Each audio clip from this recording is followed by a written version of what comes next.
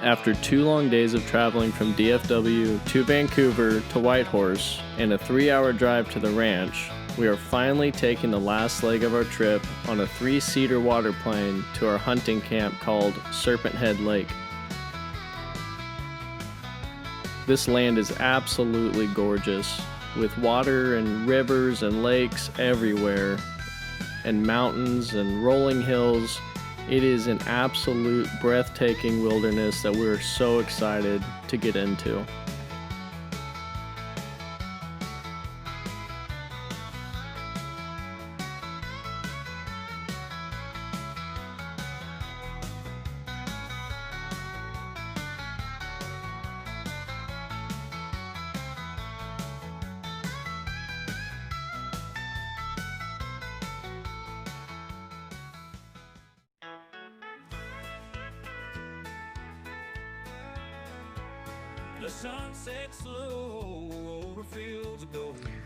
Here's our camp. That's for the horsies.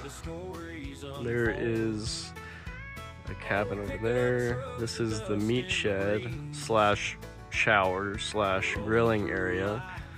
That's another cabin back here. This is our kitchen. That's the dock with the boat. And then that's mine and my dad's little cabin. There's the pooper back there.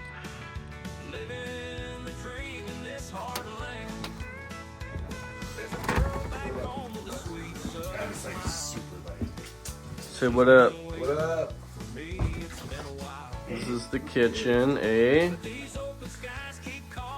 Got food, a stove. There's Brandon. There's Derek. Got a little heater over there. Water. Table. That's about it.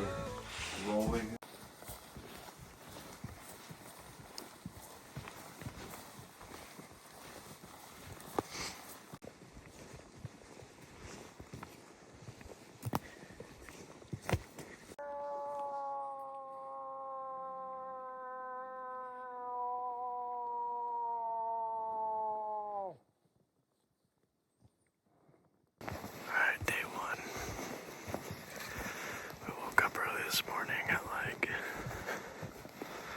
5:30. We went out behind a lake behind us and we called a little bit. We didn't see anything. We're going to another lake.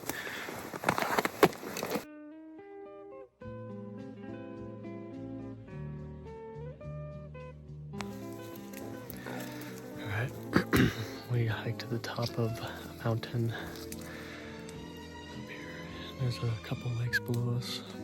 And we're just calling and kind of waiting for the fog to lift. And we're just going to be glassing for a couple hours and then we'll move on and do the same thing.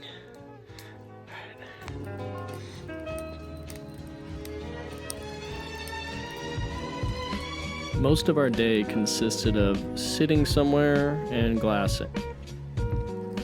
We would sit and glass and wait for the fog to lift, and we would sit some more and throw another log on the fire, and then glass some more and wait for the fog to lift.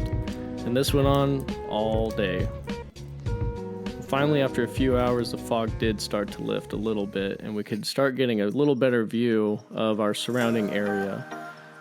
And this was the first time we had kind of seen behind the camp, and it was just so pretty. There was, again, just lakes and rivers everywhere. And after we sat on top of that mountain for a while, we decided to move on to another glassing spot. The bugs were terrible. They were flying all over our faces, but it was definitely worth the view.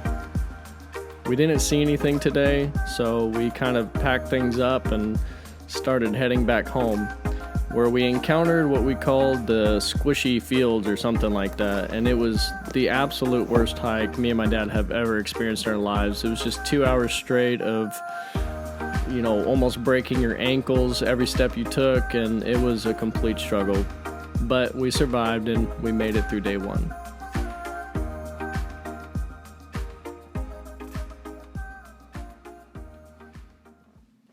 Day 2, we were going to go out on the boat and just kind of scout the lake a little bit, do some calls in the morning, and then we were going to chill during the middle of the day and come back a little later in the afternoon to pick up those spots that we had called at and see if we can find a moose or anything like that.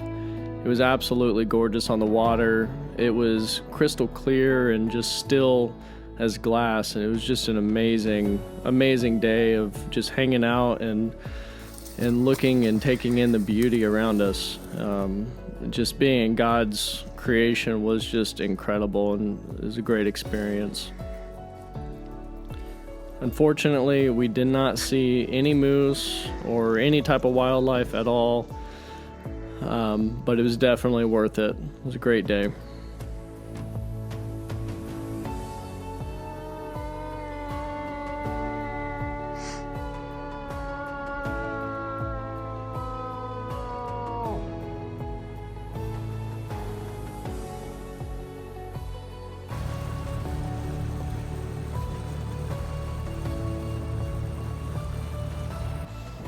Alright, it's day 3 of hunting.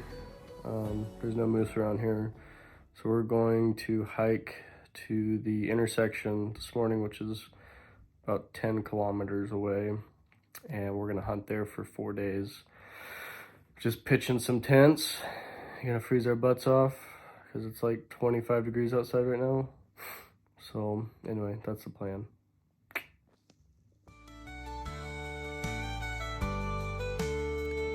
Day 3 was a super long hike up the valley all the way to the intersection. It was a freezing cold morning, as you can tell by my beard. Everybody's beards had kind of frozen up just from us breathing, so it was pretty crazy. But you know, walking around all day, it's not too bad. At this point, we finally encountered our first moose about 420 yards ahead of us. We sized it up a little bit, stalked it a little bit, but we eventually decided that it was a little bit too small to pursue any further, so we just kind of backed off and kept hiking. We got to our camp and we started setting up the tents, made a little fire, and then we headed over to our new glassing spot overlooking the intersection. After about 3 hours here, we heard some scratching about 450 yards from us down there in that little valley. And we started calling, and this moose just started sprinting up the hill towards us. We kind of lost sight of him for a little bit, but he popped up about 100 yards to our left, and I was able to get kind of a very narrow line of sight at this moose. And I only had about a couple seconds to take the shot, so.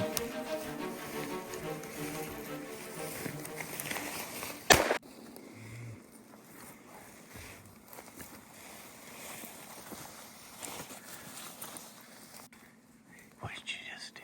I just shot a moose and you missed it. I missed it. Moose down, day 3. So glad that we decided to move camp and head up into the mountains so we can actually find some moose. What an amazing experience to be here in the wilderness and, you know, get this moose on the ground. Just definitely one of the most exciting and adventurous experiences of my life. So we spent the rest of the night making a fire while the guides were, you know, butchering the moose, and then we decided to cook up some of that meat because the guides got pretty hungry. And then, as we were looking out, we noticed that the aurora borealis, or the northern lights, were just so vivid that night, so we decided to get some awesome pictures of that too.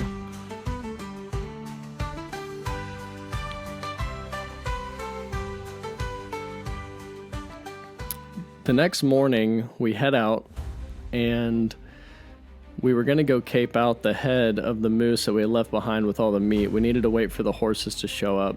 So right there is where we decided to sit, take a little break. The meat was about 30 to 40 yards down the hill to our left, and then all of a sudden, a giant 8-foot bear starts charging up the hill at us as fast as he could, probably 35 miles an hour, and he covered 80 yards to 25 yards in about 1 to 2 seconds. And thank God that he decided to stop, because my dad had his magazine out of his gun, loading a bullet, had the bolt out in his other hand, checking the bore, and our guide was about 5 yards to our left without his gun on him, and I didn't have a gun on me at all. So thank God the bear decided to stop. He stood up and he looked at us, and then he sprinted off the hill behind him, and we didn't see him again for the rest of the day.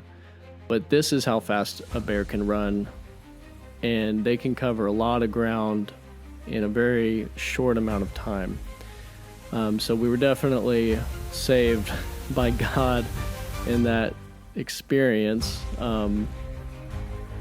But it was the most insane encounter I've ever had, and I have such a great appreciation for how big bears are and how powerful they are, and you don't really understand that until you get charged by one.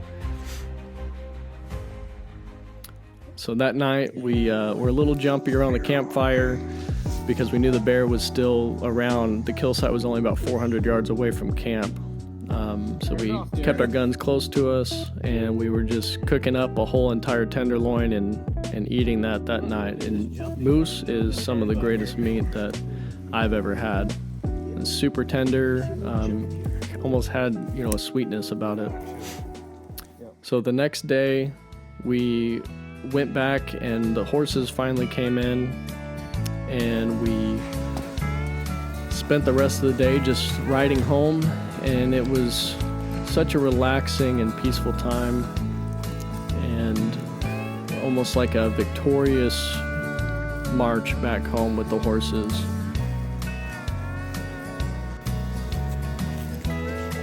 Just riding on a horse.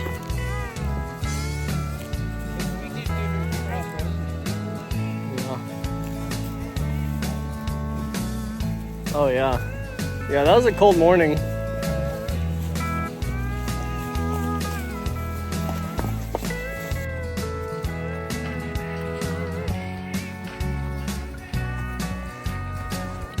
We finally got back to camp with the horses, and we kind of had a relaxing evening, just hanging out and talking. Some of the other guides were there along with another hunter, and so we just kind of hung out in the kitchen and making jokes and whatnot.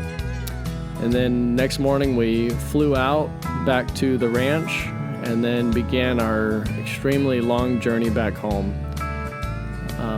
Again, just so grateful to have this experience, and what an adventure just being out in the wilderness in God's country. And that's about it.